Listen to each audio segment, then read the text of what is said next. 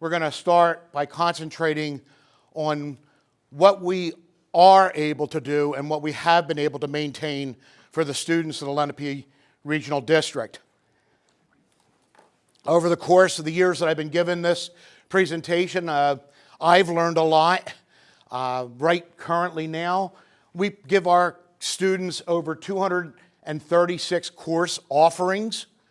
24 of those course offerings are what we call advanced placement courses. 72 of those courses qualify for what is called college accelerated programs, or we refer to them as CAP. This is a partnership that's happened with Rowan College of Bronte County and Rowan University, which gives those students that successfully take those courses, in addition to qualifying for Lenape Regional High School District graduation, gives them college credits. We also maintain a high-quality in-district special education program and Option 2. Our SAT scores at all 4 high schools continue to be consistently above the state and the national averages and are among the highest in the region. State national awards for achievement in areas ranging from television broadcasting, special education, performing arts, robotics, fine arts, athletics, and even community service. And every Lenape Regional High School District is fully accredited through the Middle States Association Commission on Secondary Schools. Middle States has acknowledged the Lenape Regional District as being a school worthy of emulating in public secondary education. In this year alone, from the original figures, we were looking at reductions of over 20 certified positions through education staff reduction of retirements, non-renewals, and other mechanisms. A reduction of 2 non-certified positions, a reduction of 4 stipend positions, and other reductions that I'm going to go into in a little bit later, and an increase of 5 paraprofessionals, which comes to us due to students coming into our district from our elementary schools that have existing IEPs that require paraprofessionals to be with them. Some of our positions, you're going to hear, we're going to be able to reintroduce because of what's called the stabilization aid, and you'll hear about that in just a moment. Cuts to the Lenape District is not new to us. Over the past decades, 2 decades that I've been giving this presentation, I've seen an unbelievable number of cuts from the state to our education in our Lenape Regional High School District. But recently, the S2 shifts of taking the state obligation away from our schools. Since 1995, you will see in these 2 charts here that we have gone from somewhere around 40% getting funding from the state of New Jersey for our education to down to 14%. So the 14% is what we get from the state. The other 86% is what our taxpayers have to pay.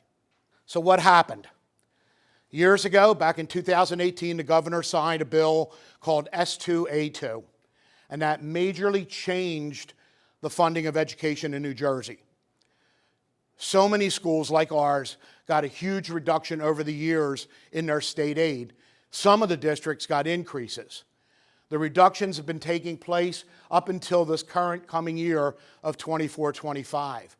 For the Lenape Regional District, it equates to an approximately $7.3 million in reduction of state aid, which cumulatively is over $26 million in lost revenues from the state. Here's a graph that shows you exactly what was happening to our state funding from the state of New Jersey over the past years.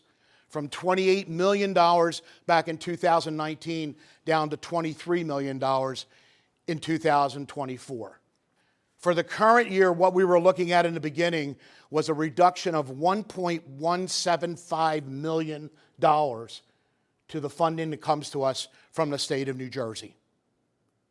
That was going to be devastating, and what it was going to cost us as far as education, employees, as well as even some of the classes and curriculums that we offer. In addition to all of this that you've already heard about, The state is using an old and antiquated way of predicting how much funding we get for special education. So the formula that they're actually using is based on an enrollment of about 15.9% for state aid, for special education, when in reality, our enrollment for special ed is almost 18%. In dollars, that equates to an additional $3.2 million of lost revenues that we don't get because they don't figure it into their calculations.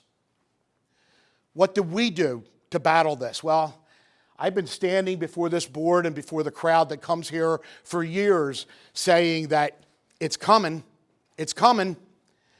We've tried, we created what's called SOS, or Support Our Students.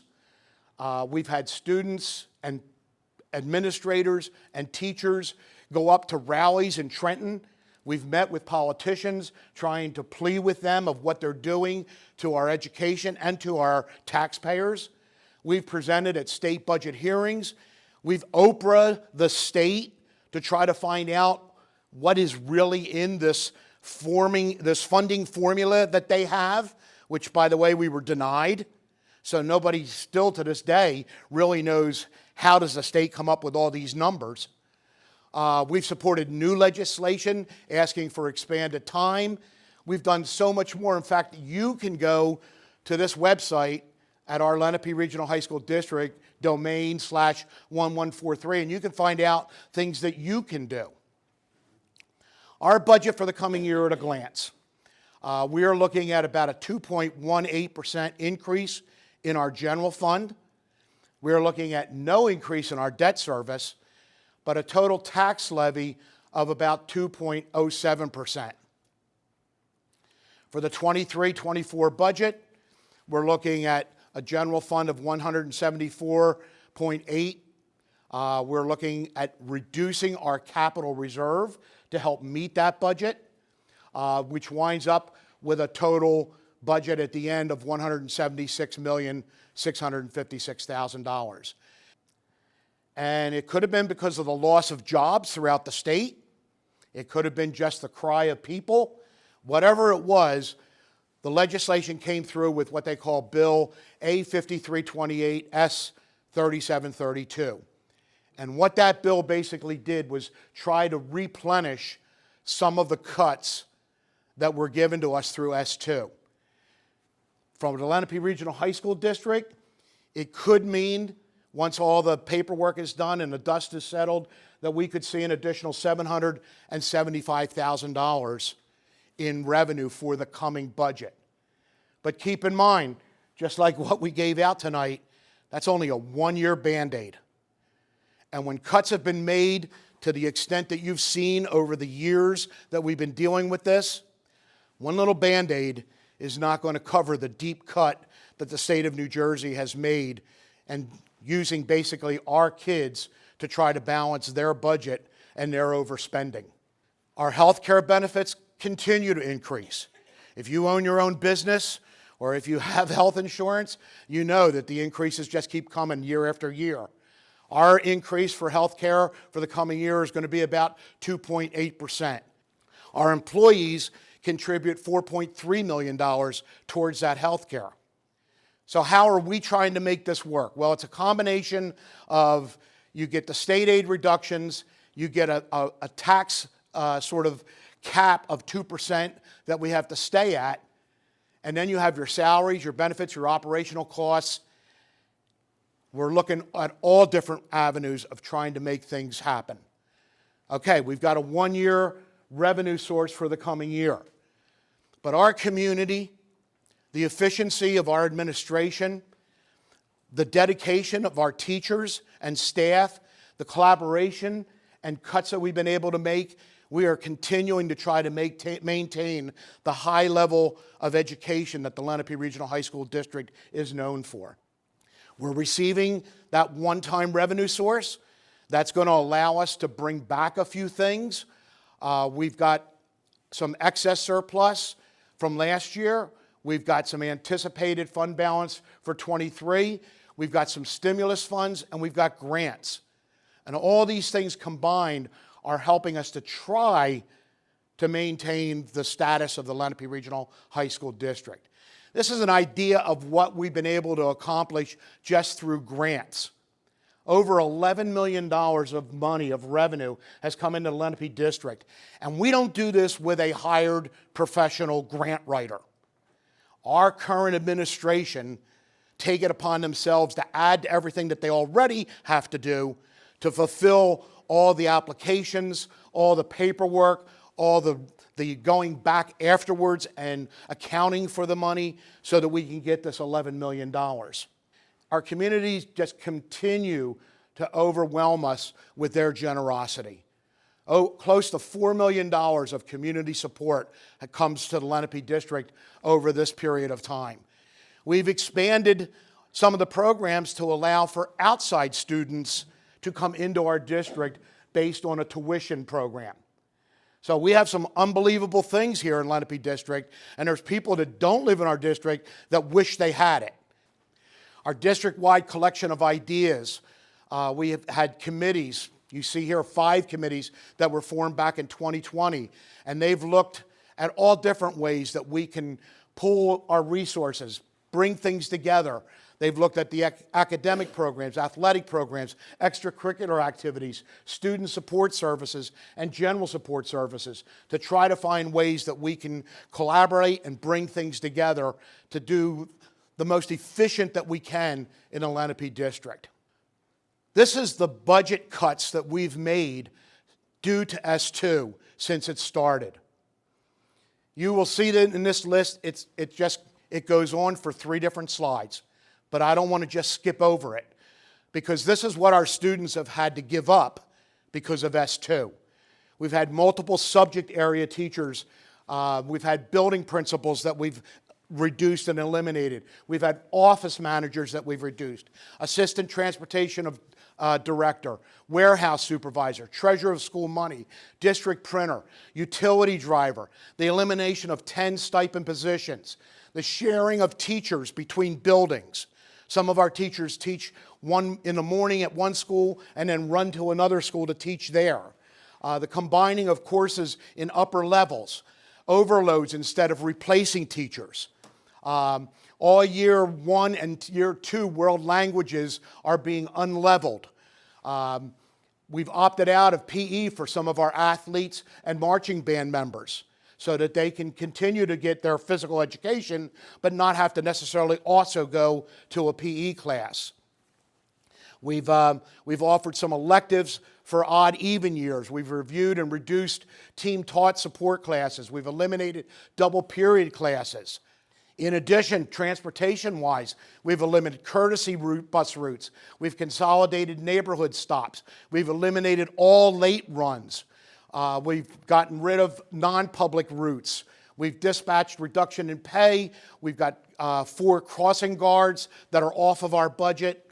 We've reduced 2 of our SRO positions. Not that we don't have SROs in our schools, but instead of having multiple ones, now each of our schools has 1. We've eliminated most of our substitutes by doing what we call our cafe class district-wide. And you'll see down at the bottom, that was a savings of about $500,000 right there. We've also, in certain years, got rid of textbooks, or we've eliminated some of our curriculum writing in order to try to make ends meet. Efficiency-wise, we continue to be very efficient in the money that we have and the money we spend. Administrative costs, ours is $1,982 per student, where the state regional limit is $2,400. So we're 19% below the regional limit. And remember, we are a regional school. We're not a K through 12. Okay? We rank in efficiency number 2 in the state for faculty to administration. We rank number 3 in the state in efficiency to students to administration. And when you consider our total administration, salary, and benefits, we rank in efficiency 8th out of 46 regional school districts in the state. Other revenue considerations that we've had to come up with is we've increased our participation fee for athletes. We're looking at the elimination of some property that we have, and also sort of looking at possible revenue streams for maybe using some of our property to allow for towers or things like that. So in summary, we lost another almost 5% in state aid from the state of New Jersey. We have to make up the difference. We have to, one way or the other, we have to keep our budget to that 2% cap that's required by the same state that keeps cutting our money.